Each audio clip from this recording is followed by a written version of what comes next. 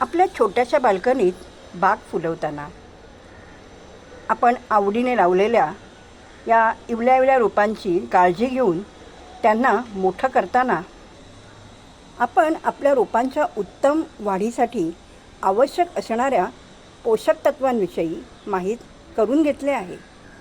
कारण ही पोषक तत्त्व जर आपल्या रोपांना व्यवस्थित मिळाली नाही तर आपल्या रोपांची वाढ खुंटू शकते. आपल्या बागेतील रोपांच्या उत्तम वाढीसाठी सर्वप्रथम तर ऑक्सिजन, कार्बन डायऑक्साईड आणि हायड्रोजन यांची भरपूर आवश्यकता असते. कारण यांची कमतरता जर भासली तर आपली रोपं जगूच शकत नाहीत. आणि म्हणूनच बागकामाचा छंद जोपासत असताना छोट्याशा बाल्कनीत आपली बाग फुलवताना आपल्या बागेतील रोपांना स्वच्छ सूर्यप्रकाश, हवा आणि पाणी व्यवस्थित मिळणे अत्यंत गरजेचे असते आणि ह्याची सर्वप्रथम काळजी आपल्याला घ्यावी लागते. आपल्या रोपांना म्हणजे आपण आपल्या बागेमध्ये जी आवडीने ही जी रोपं लावतो ह्यांना कमीत कमी 4 ते 5 तासाचा स्वच्छ सूर्यप्रकाश मिळेल अशा ठिकाणी ठेवणं अत्यंत गरजेचं असतं. रोपांच्या अवतीभोवती वातावरणातील शुद्ध हवा खेळती राहणं अत्यंत गरजेचं असतं. कारण आपली ही जी रोपं असतात ही या हवेतूनच त्यांना आवश्यक असणारा ऑक्सिजन आणि कार्बन डायऑक्साईड शोषून घेतात. म्हणजे आपली रोपं काय करतात तर हवेतून कार्बन डायऑक्साईड शोषून घेऊन ऑक्सिजन सोडतात. त्यामुळे हवेतून कार्बन डायऑक्साईड आणि ऑक्सिजन यांचा मुबलक प्रमाणात आपल्या रोपांना पुरवठा होऊ शकतो. तसेच रोपाच्या गरजेनुसार आपण आपल्या रोपाला जे पाणी देतो त्या पाण्यामार्फत आपल्या रोपांना हायड्रोजन मिळण्यास मदत मिळते. असे जरी असले तरी ऑक्सिजन, कार्बन डायऑक्साईड आणि हायड्रोजन यांच्या व्यतिरिक्त आपल्या रोपांना 16 पोषक तत्वांची भरपूर गरज असते. रोपाची उत्तम वाढ होण्यासाठी उत्तम वाढ तसेच योग्य पद्धतीने रोपांची वाढ होण्यासाठी या 16 पोषक तत्वांची भरपूर मदत होते. आणि म्हणूनच आपल्या रोपांना ही पोषक तत्व व्यवस्थित योग्य प्रमाणात मिळण्यासाठी आपल्याला काही ना काही सोप्या उपाययोजना कराव्या लागतात. ही जी 16 पोषक तत्व आहेत ही आपल्या रोपांना व्यवस्थित मिळावीत म्हणून आपल्याला ती खतांद्वारे आपल्या रोपांना द्यावी लागतात. सुरुवातीच्या वाढीसाठी आपल्या रोपाला नायट्रोजनची भरपूर आवश्यकता असते.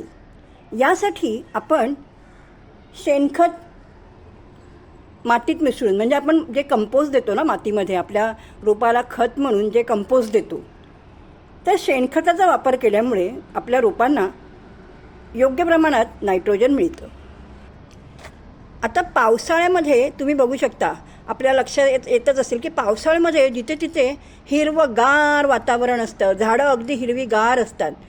याचं कारण काय तर पावसाच्या पाण्यामध्ये नायट्रोजन भरपूर प्रमाणामध्ये असते आणि म्हणूनच आपल्या ह्या रोपांसाठी पावसाचं पाणी अगदी वरदानच आहे. हे जे मोठे मोठे गार्डनर असतात ना हे तर पावसाचं पाणी साठवून ठेवतात आणि पावसाळ्यानंतरही फक्त पावसाच्या पाण्याचंच हे जे त्यांनी साठवून ठेवलेलं पाणी असतं ना त्यांचाच वापर आपल्या बागेतील रोपांसाठी करतात. इतकं पावसाचं पाणी उपयुक्त आहे. या आधीच्या व्हिडिओमधून आपण जाणून घेतलं की रोपाच्या उत्तम वाढीसाठी आवश्यक पोषक तत्वांमध्ये प्रथम पोषक तत्वांपैकी नायट्रोजन, पोटॅशियम आणि फॉस्फरसची आपल्या रोपांना आवश्यकता असते. आता नायट्रोजन मिळण्यासाठी आपण आपल्या स्वयंपाकघरातून आपल्या प्रत्येकाच्या स्वयंपाकघरातून सहज उपलब्ध होणाऱ्या वस्तूंचा, सहज उपलब्ध होणाऱ्या पदार्थांचा वापर करू शकतो. सुरुवातीच्या अवस्थेमध्ये म्हणजे रोप जेव्हा थोडंसं इवलंसं रोप जेव्हा थोडं मोठं होतं त्यानंतर त्याच्या पुढच्या वाढीसाठी आपल्याला त्याला नायट्रोजनची पूर्तता करावी लागते. त्याला आपल्याला नायट्रोजनयुक्त खतं द्यावी लागतात. आता ही नायट्रोजनयुक्त खतं मिळण्यासाठी स्वयंपाकघरातून सहज उपलब्ध होणारी कांदा लसणाच्या साली, आपण जेव्हा जेवण करतो किंवा काही आपण घरामध्ये एखादा पदार्थ केला आहे म्हणजे सकाळची न्याहारी, अशा वेळेला कांदा लसणाचा आपण सहज उपयोग करतो, सर्रास उपयोग करतो. आणि ह्या कांदा लसणाच्या साली आपण वापर करून झाल्यावर फेकून देतो. पण असं न करता ह्या कांदा लसणाच्या साली आपण साठवून ठेवल्या पाहिजेत. कारण कांदा लसणाच्या सालीमधून आपल्या रोपांना मुबलक प्रमाणात नायट्रोजन, फॉस्फरस आणि पोटॅशियम मिळण्यास मदत मिळते. आता हे जे कांदा लसणाच्या ह्या ज्या साली आहेत, तुम्ही बघू शकता अगदी कडकडीत सुकवून ठेवलेल्या आहेत. मी ओल्या नाही घ्यायच्या, अशा चांगल्या कडक सुकवून घ्यायच्या त्या, आणि त्या आपण स्टोअर करून ठेवू शकतो. आता ह्या कांदा लसणाच्या सालींचं जेव्हा आपण लिक्विड खत बनवतो ना, तर त्या लिक्विड खतामधून आपल्या रोपांना योग्य प्रमाणात सल्फर, विटॅमिन सी, विटॅमिन बी, कॅल्शियम, सोडियम, झिंक, मॅग्नेशियम, तसंच योग्य प्रमाणात नायट्रोजन, फॉस्फरस आणि पोटॅशियम मिळाल्याने आपल्या रोपांची वाढ चांगली होते. तसंच या कांदा लसणाच्या सालींचा पासून जर समजा तुमच्याकडे कुठलं कीटकनाशक नाही आहे, तर ह्या साली जर आपण अशा साठवून ठेवल्या, त्या 3 दिवस पाण्यात भिजत घातल्यानंतर ते चौथ्या दिवशी आपण गाळणीच्या सहाय्याने व्यवस्थित गाळून घ्यायचं. जितकं द्रावण तयार झालेलं आहे त्याच्या चौपट, म्हणजे आपल्याला जर फवारा करायचा आहे, आपण कांदा लसणाच्या सालीचं जे काही लिक्विड खत बनवणार आहेत त्याचा आपण फवारा आपल्या रोपांवर करू शकतो. तर त्याचा जर फवारा कीटकनाशक म्हणून आपल्याला करायचा असेल, तर त्याच्यामध्ये जेवढे द्रावण तयार झालेले आहे त्याच्या चौपट साधं पाणी मिसळून आपण आपल्या रोपांवर त्याचा फवारा करू शकतो. आता कांदा लसणाच्या सालींचा, तर कांदा लसणाच्या ह्या ज्या साली आहेत त्यांनासुद्धा कांदा लसणाचा उग्र वास असतो. आणि जेव्हा आपण त्याचं द्रावण तयार करतो तेव्हा ह्या कांदा लसणाच्या सालीचा उग्र वास त्या द्रावणाला येतो. आणि जेव्हा आपण आपल्या रोपांवर त्याचा फवारा करतो तेव्हा त्या उग्र वासामुळे वातावरणातील उपद्रवी जीव आपल्या रोपांच्या आसपास भटकत नाही. त्यामुळे आजपासून कांदा लसणाच्या साली फेकून देऊ नका, त्या साठवून ठेवा.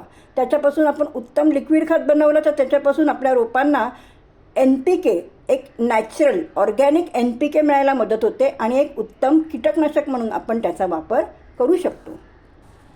आता रोज सकाळ संध्याकाळ आपल्या प्रत्येकाच्याच घरी चहा बनतो. चहा आपण अगदी सकाळी उठल्या आपल्याला चहा लागतो, कारण की आपल्याला फ्रेश व्हायला पाहिजे, तरतरी आली पाहिजे म्हणून आपल्याला चहा लागतो. संध्याकाळी कामामुळे थकल्यामुळे मरगळ येते, ही मरगळ घालवण्यासाठी आपल्याला चहा लागतो. तर प्रत्येकाच्या घरात हा चहा सर्रास बनतच असतो. चहा पिऊन झाल्यावर ती जी गाळून घेतलेली उरलेली जी चहा पावडर असते ती आपण केराच्या डब्यात सहज फेकून देतो. पण ह्या चहा पावडरचा आपल्याला बागकामामध्ये खूपच चांगल्या पद्धतीने उपयोग होतो. कारण चहामध्ये असे काही घटक असतात जे आपल्या पेशींना, आपल्या शरीरातील पेशींना ॲक्टिव्ह करण्याचे काम करतात. आणि चहा पावडरच्या वापरामुळे आपल्याला याच घटकांचा आपल्या बागेतील रोपांसाठीही, जसं आपल्या शरीरातील पेशी ॲक्टिव्ह होतात ना, तसाच उपयोग आपल्या रोपांसाठीही होतो. चहा पिऊन झाल्यावर आपल्याला जशी एक प्रकारे तरतरी येते, तसंच चहा पावडरचा वापर आपल्या रोपांसाठी केल्याने आपली ही रोपं आपल्याला अशीच तरतरीत झाल्यासारखी दिसून येतात. आणि म्हणूनच चहा पिऊन झाल्यावर ती जी चहा पावडर उरते ती व्यवस्थित गाळून घ्यायची, गाळणीच्या साहाय्याने व्यवस्थित गाळून घ्यायची. 3 ते 4 वेळा स्वच्छ पाण्याने धुवून घ्यायची. कारण आपण चहा करतो त्यावेळेला आपण चहा पिण्यासाठी त्याच्यामध्ये साखर घालतो, काही वेळेला दुधामध्ये चहा बनवतो. तर जर आपण ओली चहा पावडर तशीच वापरली तर या ओल्या चहा पावडरमध्ये साखरेचा अंश असतो, त्यामुळे कुंडीतल्या मातीत मुंग्या येऊ शकतात आणि जर दुधातला चहा असला तर मातीमध्ये बुरशी होण्याची दाट शक्यता असते. तसंच चहा जर दुधातला असला तर आपण जर ती ओली चहा पावडर तशीच आपल्या कुंडीत दिली, मातीमध्ये दिली, तर एक प्रकारचा घाणेरडा वासही येतो आणि मातीत बुरशी येते. त्यामुळे ह्या वापरलेल्या चहा पावडरचा वापर करताना ती चहा पावडर नेहमी धुवून चांगली 3 ते 4 वेळा चांगली साध्या पाण्याने धुवून घ्यायची. आणि मग तुम्ही बघू शकता की ते किती चांगली कडक सुकवलेली आहे बघा. मी अशी चांगली व्यवस्थित ती कडक सुकवून घ्यायची. चहा पावडरचा उपयोग आपण आपल्या बागेतील रोपांसाठी बागकामात केल्यामुळे मातीमध्ये टॅनिक ॲसिड तयार होते आणि मातीमध्ये जेव्हा टॅनिक ॲसिड तयार होते ना, त्यावेळेला आपली माती, आपल्या ज्या रोपांच्या कुंडीतली माती आहे ती आम्लयुक्त बनते आणि आम्लयुक्त माती फुलझाडांना भरपूर आवडते, कारण आम्लयुक्त मातीमुळे फुलझाडांना भरपूर प्रमाणात फुलं येण्यास मदत मिळते. आता आपण जर आपल्या बागेमध्ये टोमॅटो, कढीपत्ता यांसारखा भाजीपाला लावला असेल तर आपण त्यांनाही चहा पावडरचा वापर करू शकतो. त्यामुळे आपल्या रोपांना योग्य प्रमाणात नायट्रोजन, पोटॅशियम आणि फॉस्फरस मिळू शकते. आता तुम्हाला तर माहितीच आहे की लिक्विड खत हे सलाईनचं काम करतं. आपण या अगोदरच्या व्हिडिओमधून हे जाणून घेतलेलं आहे. आणि म्हणून 1 लिटर पाण्यासाठी आता हा पोहे आपण नॅचरली म्हणजे ह्या अशा चमच्यानेच आपण घरामध्ये, मग तो चमचा स्टीलचा असला तरी चालेल, मी चहा पावडरच्या वापरासाठी हा प्लास्टिकचा चमचा वापरते, तर हा एवढा पूर्ण चमचा भरून 1 लिटर पाण्यासाठी आपल्याला 1 लिटर पाण्यामध्ये एवढा 1 चमचा भरून ही जी धुवून सुकवलेली चहा पावडर आहे ही रात्रीच्या वेळेला भिजत घालायची आणि सकाळी जे द्रावण तयार होईल ते द्रावण गाळणीच्या साहाय्याने व्यवस्थित गाळून घ्यायचं. कुठलंही लिक्विड खत बनवताना आपण जेव्हा हे द्रावण तयार करतो तेव्हा ते गाळणीच्या साहाय्याने नीट व्यवस्थित गाळूनच घ्यायचं, कारण ज्या पदार्थापासून आपण हे लिक्विड खत बनवणार आहोत, आपण जर ते द्रावण गाळून घेतलं नाही तर त्यातले काही कण जर त्या लिक्विडमध्ये तसेच राहिले आणि आपण जर तसाच फवारा मारायला गेलो तर आपल्या स्प्रे बॉटलमध्ये त्याचे काही कण, त्याचे काही अंश अडकून बसून आपली स्प्रे बॉटल खराब होण्याची शक्यता असते. त्यामुळे कुठलाही फवारा करताना तो गाळणीच्या साहाय्याने आधी नीट व्यवस्थित गाळून घ्यायचा आणि मग आपल्या स्प्रे बॉटलमध्ये भरून त्याचा स्प्रे करायचा.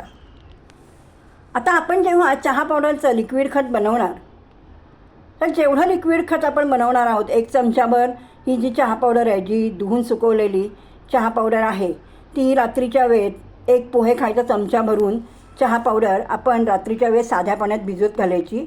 दुसऱ्या दिवशी ते गाळणीच्या साहाय्याने गाळून घ्यायचं आणि तयार झालेल्या द्रावणात दुप्पट साधे पाणी मिसळून हे लिक्विड खत फक्त आणि फक्त आपल्याला मातीत द्यायचे आहे. त्याचा फवारा अजिबात करायचा नाही. लक्षात ठेवा की चहा पावडरच्या लिक्विड खताचा फवारा कधीच करू नये. त्यामुळे पानांना प्रकाश संश्लेषणाची क्रिया करण्यास अडथळा येतो. आता आपल्याला ही जी धुवून सुकवलेली चहा पावडर आहे तिथं जर आपल्याकडे तेवढा वेळ नसेल की आपण आता लिक्विड खत कधी बनवत बसूया, आपल्याला इन्स्टंट द्यायचं आहे, तर अशा वेळेला माती चांगली खुरपून घ्यायची. माती चांगली खुरपून घ्यायची चारी बाजूने. हां, आणि एक गोष्ट प्रामुख्याने तुम्हाला मला सांगायची होती की बागेतल्या कुंड्या दर 10 ते 15 दिवसांनी आठवणीने फिरवत राहा, जेणेकरून रोपाची वाढ चारी बाजूने होऊ शकेल. जर एकाच दिशेने आपण कुंडी ठेवली तर रोप जिथून सूर्यप्रकाश येतो त्याच्या बाजूनेच वळेल आणि तशीच वाढ होईल. त्यामुळे दर 10 ते 15 दिवसांनी कुंडी अशी हळूहळू अशी फिरवायची, त्यामुळे रोपाची वाढ चांगली होते. आता ही जी धुवून सुकवलेली जी चहा पावडर आहे ही मातीत देताना माती अशी चांगली खुरपून घ्यायची. 1 ते 1.5 इंच माती बाहेर काढून घ्यायची आणि त्याच्यानंतर ही जी धुवून सुकवलेली चहा पावडर आहे ही कुंडीच्या चारही बाजूने पसरून घालायची. मी 2 दिवस अगोदरच खतं दिली होती. तुम्हाला मागच्या व्हिडिओमध्ये म्हटलेलं सुद्धा की मी कालच खतं दिलेली आहेत. त्याच्यात मी चहा पावडरचा वापर केला होता आणि म्हणूनच मी आत्ता चहा पावडर घालत नाही, कारण की महिन्यातून एकदाच फक्त नायट्रोजनयुक्त खतांचा वापर आपल्याला करायचा असतो. तर त्यामुळे तुम्हाला दाखवण्यासाठी फक्त मी हे ठेवलेलं आहे. तर माती अशी खुरपल्यावर कुंडीच्या चारही बाजूंनी आपण चहा पावडर पसरायची आणि पुन्हा ती चहा पावडर वरून मातीने झाकून टाकायची. आपण जी कुंडीत चहा पावडर देणार आहोत तिचा हवेशी संपर्क येता कामा नये, नाहीतर मातीमध्ये बुरशी येऊ शकते. की जरी धुवून चांगली सुकवलेली चहा पावडर असली तरीही ती जेव्हा आपण कुंडीत चारी बाजूने पसरवणार त्यावेळेला ती वरून मातीने झाकून टाकायची. आता जर तुमच्याकडे धुवून सुकवलेली चहा पावडर नसेल तर काळजी करू नका. तुमच्या जर लक्षात आपल्याला काही वेळेला लक्षात येतं आपल्याला बागकाम करताना माहीत नसतं की आपल्या रोपांना काय काय देण्याची गरज आहे, कशासाठी या वस्तू दिल्या पाहिजेत, या वस्तूंचा या पदार्थांचा वापर कशासाठी केला पाहिजे. आणि जेव्हा आपण ही माहिती जाणून घेतो मग आपल्या लक्षात येतं की अरे आपल्या बागेतील रोपांनासुद्धा नायट्रोजन दिला पाहिजे. जर अशा वेळेला तुमच्याकडे धुवून सुकवलेली चहा पावडर नसेल तर तुम्ही ही माझ्याकडे धुवून सुकवलेली नाही आहे, ही बघा, ही न वापरलेली चहा पावडर आहे, म्हणजे हिचा वापर मी अजून केलेला नाही. तर आपण ही जर धुवून, आता तुमच्या लक्षात येईल की फरक बघा, हा दोन्ही चहा पावडरमध्ये फरक बघा. ही जी आहे ही धुवून सुकवलेली चहा पावडर आहे आणि ही न वापरलेली चहा पावडर आहे. तुम्हाला रंगामध्ये लक्षात येईल, रंग बघूनच लक्षात येईल की धुवून सुकवलेली चहा पावडर कशी दिसते आणि न वापरलेली चहा पावडर कशी दिसते. आता आपण जेव्हा ही धुवून सुकवलेली चहा पावडर 1 लिटर पाण्यासाठी 1 पोहे खायचा चमचा भरून वापरणार असलो तर ह्या न वापरलेल्या चहा पावडरचा उपयोग मातीत देताना आपल्याला फक्त अर्धा पोहे खायचा चमचा एवढंच वापरायचं, जास्त त्याचा वापर करायचा नाही. आणि चहा पावडर फक्त महिन्यातून एकदाच आपल्या रोपांना द्यायची. कुठल्याही नायट्रोजनयुक्तच काय कुठल्याही खताचा जास्त उपयोग आपल्या रोपांसाठी करायचा नाही. कारण एखाद्या खताचा जर आपण जास्त वापर केला तर समजा आता चहा पावडरचाच वापर आपण केला तर माती जर जास्त आम्लयुक्त झाली ना तर आपल्या रोपाची मुळं मातीतून अन्नद्रव्य व्यवस्थित शोषून घेऊ शकणार नाही. अशा जास्त आम्लयुक्त झालेल्या मातीतून आपल्या रोपांची मुळं जास्त अन्नद्रव्य शोषून घेऊ शकत नाहीत, त्यामुळे त्यांची वाढ खुंटू शकते. आणि म्हणूनच काळजी सर्वप्रथम ही घ्यायची की महिन्यातून फक्त एकदाच एखाद्या खताचा वापर करायचा. आता तुमच्या लक्षात आलंच असेल की आपण चहा पिऊन झाल्यावर जो चहा पावडर उरते ती फेकून देण्यापेक्षा आपण ती चांगली धुवून सुकवून ठेवली तर आपल्याला तिचा बागकामामध्ये किती चांगला वापर होतो. त्यामुळे जर तुमच्याकडे अशी धुवून सुकवलेली चहा पावडर नसेल तर आजच अशी तुम्ही चहा पिऊन झाल्यावर ती उरलेली जी चहा पावडर आहे ती नीट व्यवस्थित धुवून घ्या आणि सुकायला ठेवा. म्हणजे फेब्रुवारीपर्यंत जेव्हा आपल्या रोपांच्या वाढीचा काळ सुरू होईल तोपर्यंत तुमच्याकडे व्यवस्थित अशी धुवून सुकवलेली चहा पावडर असेल. कारण चहा पावडरमुळे नॅचरली नायट्रोजन, पोटॅशियम आणि फॉस्फरस आपल्या रोपांना मिळायला मदत होते. आता तुमच्या लक्षात आलंच असेल की स्वयंपाकघरातूनच आपल्या प्रत्येकाच्या स्वयंपाकघरातून असे कितीतरी पदार्थ आहेत. आपल्याला कुठल्याही रासायनिक खताचा वगैरे वापर करण्याची गरज नाही. आपल्या स्वतःच्या स्वयंपाकघरातूनच अशा अनेक पदार्थ उपलब्ध होतात ज्यांचा वापर आपण आपल्या बागकामासाठी केला तर आपल्या रोपांची वाढ खूप चांगल्या पद्धतीने होऊ शकते. अपेक्षा करते आज दिलेली माहिती तुम्हा सगळ्यांना नक्कीच आवडली असेल. माहिती पूर्ण हा आपला व्हिडिओ बघून झाल्यावर कमेंट करा, लाईक करा आणि जर तुम्हाला हे व्हिडिओ आवडत असतील तर आपल्या मित्रपरिवार आणि नातेवाईकांमध्ये शेअर करायला विसरू नका. ज्यांनी अजून चॅनलला सबस्क्राईब केलं नसेल